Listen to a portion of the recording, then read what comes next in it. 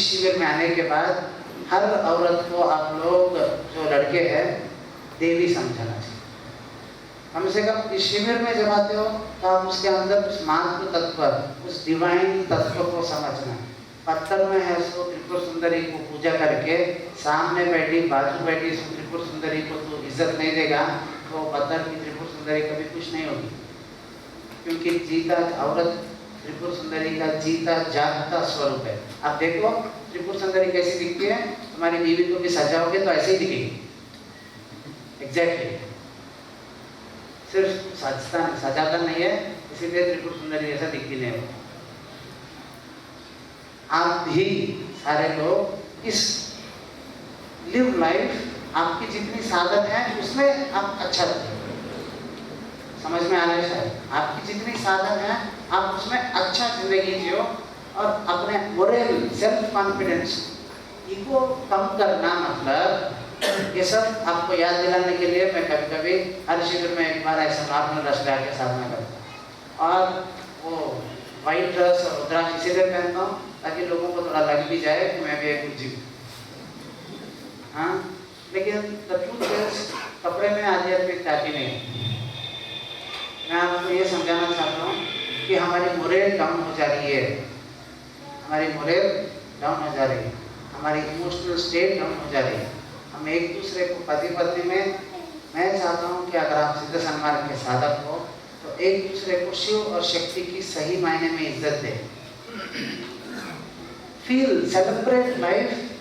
It is not about what kind of money you have. It is about what kind of feeling you have. Money will follow.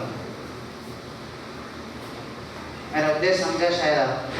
क्योंकि अगर भाव दारिद्र है तो हर जगह सर्वत्र दारिद्रता आएगा। जिसके भाव अमीर है उसके सर्वत्र अपने आप अमीरी, अपने आप प्रॉस्पेरिटी आएगा। तो डरने से भी, वीकनेस से भी आपको आपके दारिद्र पास आएगा। जो आदमी ईगो खत्म करना मतलब अपनी सेल्फ रेस्पेक्ट को दांव पे लगाना नहीं है। जो आदमी आत्मसम्मान नहीं कर सकता है वो आदमी आध्यात्मिक साधक नहीं हो सकता है। ईगो में और सेल्फ रेस्पेक्ट में एक बहुत ही छोटा सा फर्क है।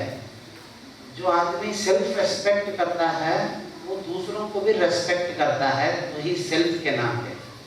जो आदमी सिर्फ खुद को सेल्फ रेस्पेक्ट करता है और दूसरों को रेस्पेक्ट नहीं करता है, उस काइंड ऑफ सेल्फ रेस्पेक्ट को ईगो बोलते हैं। You understand my intention? So please respect yourself, please honor yourself. Never feel that you are under somebody. You understand my intention? Even God, you are not even under God. You are as God, with God.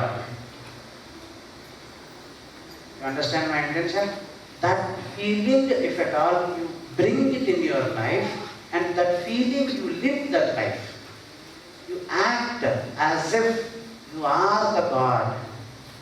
Then alone you are the true student of Godalwar. And all people wish, आप यहाँ पे तो आपको कम पता है, लेकिन आप जो नारायण संप्रदाय के होते हैं, वैष्णव संप्रदाय में, ये गोदाड़वार को बहुत ही श्रेष्ठ इज्जत दिया जाता है। क्या समिलियंस है? हाँ, गोदाड़वार को बहुत इज्जत देते कि नहीं देते? हाँ, पूरे जो करते हैं उसमें गोदाड़वार की स्पेशल इज्जत है। क्यों इज्जत है? हमें गोदाड़वार की शिष्य बनना है और उसके जैसा करना है। क्यों इज्जत है?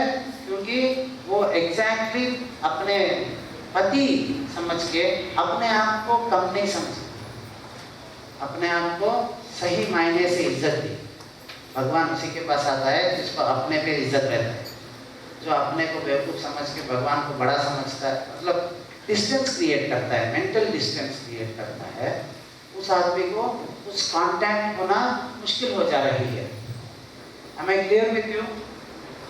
Am I clear with you? Last people, भगवान को कभी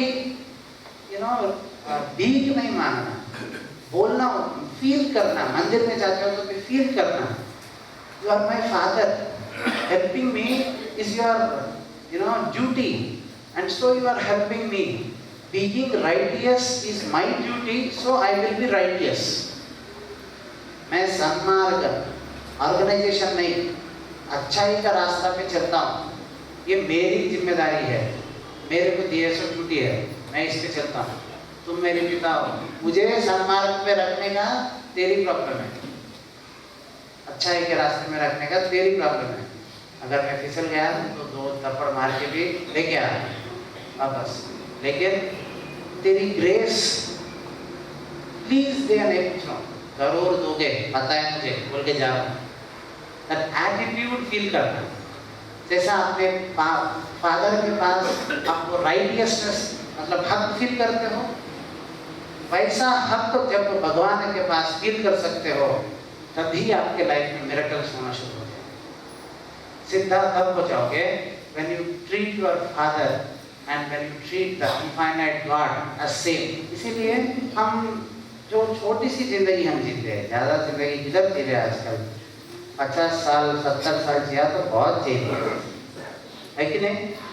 तो उस 50-70 साल में भी हम राउंड अबाउट कितना टेंशन से जीते हैं. अगर निकल के साइड में रखे आपस के टेंशन में, बहुत ज़्यादा टेंशन में जीते हैं, और बहुत ही कम समय. ऐसा है ना, खुशी और दुख. दुख आता है तो दुख